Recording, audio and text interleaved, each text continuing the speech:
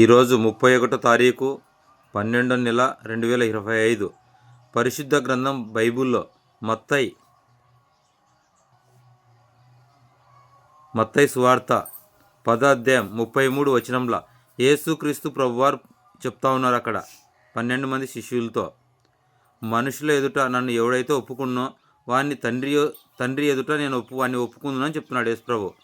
యేసుక్రీస్తు ప్రభును దేవుడు అని ఒప్పుకోవాలన్నా, దేవుని కుమారుడని ఒప్పుకోవాలన్నా, మనుషుల ఎదుట మనుష్యుడని ఒప్పుకోవాలన్నా, మనుష్య కుమారుడని ఒప్పుకోవాలన్నా, లేదంటే ఒక ప్రవక్తని ఒప్పుకోవాలన్నా, ఏమని ఒప్పుకోవాలి?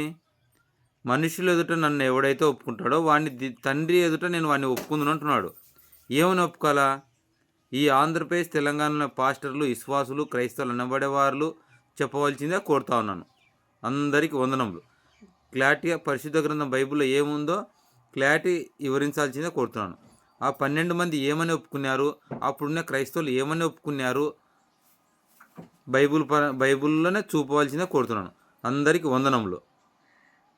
నా సెల్ నెంబర్ 9305563539. నా పేరు భూమా వాడాల సీను. అందరికీ వందనములు.